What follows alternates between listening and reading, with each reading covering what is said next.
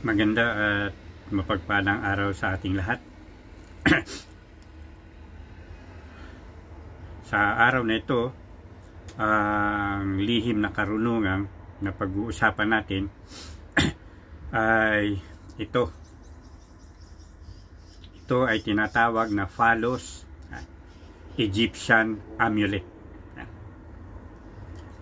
Kung nakikita nyo, may mga nakaukit, di ba? Yung na mga iba't ibang simbolo sa bawat side, no? Baba at taas, no?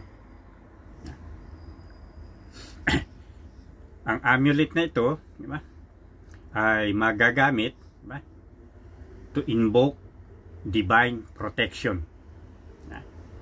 Okay. Basta nyo maigi ang bawat mga simbolo, at pakiramdaman ninyo ang inyong sarili, kung ano ang nararamdaman nyo sa amulet na ito at sa lahat ng mga simbolo, di ba, na nakatatak.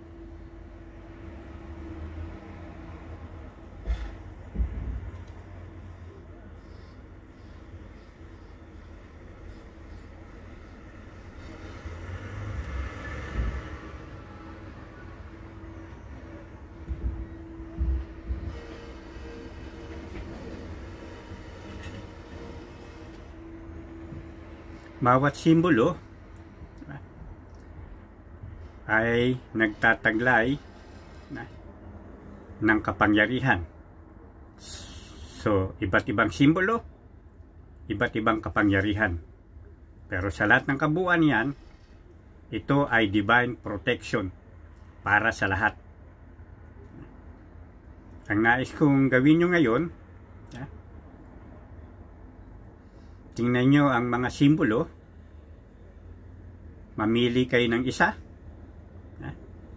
Isa lang, titigan nyo.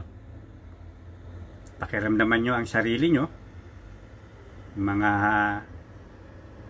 30 seconds o 1 minuto. At sa simbolong yan, habang tinititigan nyo, ay humiling kayo. Humiling kayo ng isang kahilingan. Isa lang.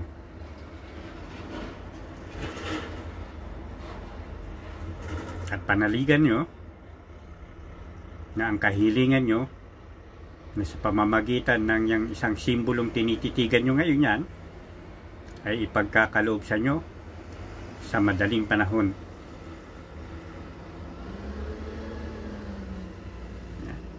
Siyempre, iba't ibang tao, iba't ibang simbolo, yeah? Maliban lang kung nagkapareho kayo. At siyempre, iba-iba din ang kahilingan.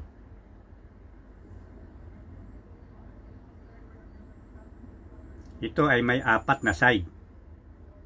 Kaya bibigyan ko kayo ng 4 na wish. Ito ang pangalawa.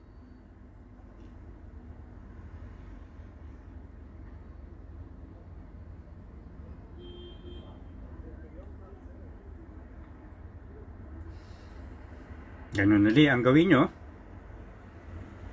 Tumitig kayo. Pwede kayong sa isang simbol lang. Pwedeng dito sa pahaba o kaya dito sa baba. O kaya dito, di ba? Isang simbolo lang ang titingnan nyo. As tutukan nyo. Habang nakatutok, mag-wish uli kayo. Pangalawang wish. Kaya iba ito. Iba na naman yung i-wish nyo kasi ito yung pangalawang wish. Ang wish na maaring hilingin nyo ay may kinalaman sa relasyon o pag-ibig, sa pera, sa karir o trabaho, at sa inyong kalusugan. Kaya 4 din yan, di ba? Pwede na kayong humiling dyan. Pwede kayong humiling Lahat, isa-isahin nyo. Isa sa karir, isa sa pera, isa sa relasyon, isa sa pag-ibig. Kaya 4 na side, 4 na kahilingan.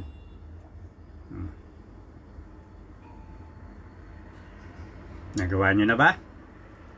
At ililipat ko naman para sa ikatlong side, para sa inyong ikatlong kahilingan.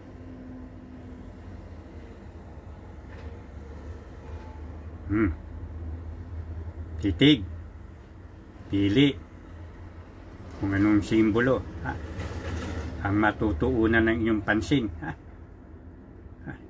yung aakit, hahatak sa inyong paningin, sa inyong damdamin, sa inyong isipan. Isa lang. Pagkatapos, habang tinititigan, humiling. Ito ang inyong tatlong kahilingan.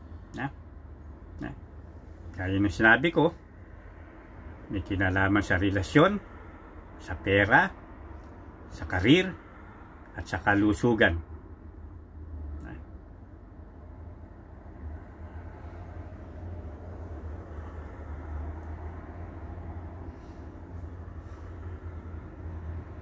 Nakahiling na ba kayo?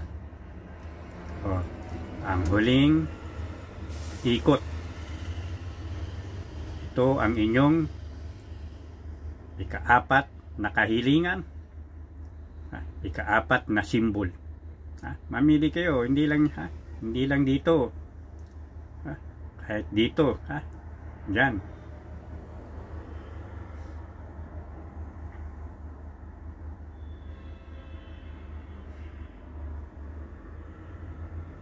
Sige. Focus, concentrate, hiling.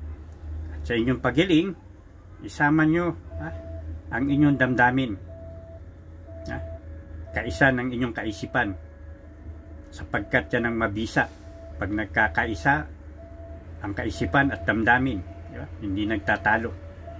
Sa lahat, yung damdamin na ikaw ay nananalig, na natatanggap mo na ang iyong kahilingan sa buhay mo. Manalig. Sapagkat ang mga ito ay kasangkapan ng taas. Sapagkat hindi pwedeng yung ikaw ay dasal ng dasal, dalangin ng dalangin. Kailangan samahan ng gawa. Diba?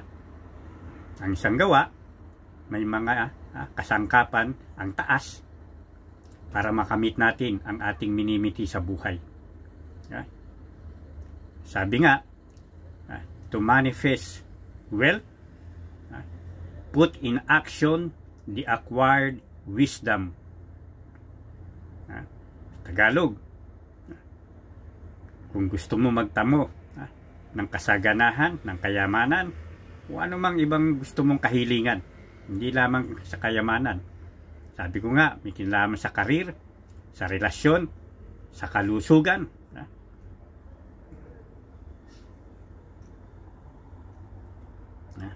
Sa Tagalog, para makamit mo ang iyong ninanasa, may kinalaman naman to sa pera, sa relasyon, sa kalusugan, sa karir. Dapat, di ba? Ito ay iyong isagawa. Yan ang aksyon.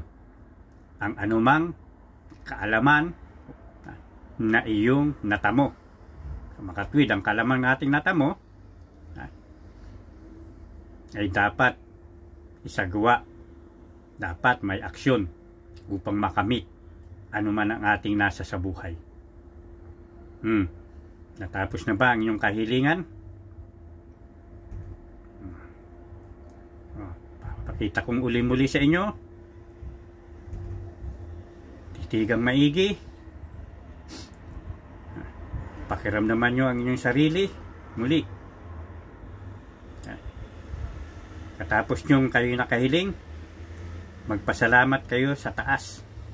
Sabihin nyo, salamat, salamat, maraming salamat na ako ay nananalig na ang aking 4 na kahilingan ay matatanggap ko ng hindi labag sa inyong kalooban, na ito ay magaganap, mangyayari sa madaling panahon. Salamat, salamat, maraming salamat. Hanggang sa muli. Ito si Susadam Aglaon, kilala ding Paunaw, kilala ding El Novelos Guerrero. Ngayon ay Buto Ecops sa aking Facebook account. Diyan naman sa YouTube channel ko ay dati Anson Santa Maria, ngayon ay MS Nel. Sa mga baguhan, ang hiling ko sa inyo ay mag-subscribe, pindutin ang bell button notice, nang sa ganun ang mga video na inyong pinanonood, yung mga video ko ay magkaroon ng bisa sa inyong buhay at pamumuhay. At siyempre, para updated kayo sa mga video ko na ina-upload. Hanggang sa muli, sa mga datihan naman, ang request ko, siyempre, mag-like, mag-comment, i-share ang aking mga video, di ba? Lalo na nga sa mga mahal nyo sa buhay, mga malalapit na kaibigan, mga kamag-anak, para lahat sila ay makinabang din sa mga ginagawa kong video na makatutulong sa inyo, material at spiritual na bagay. Hanggang sa muli, maganda at mapagpalang araw sa ating lahat.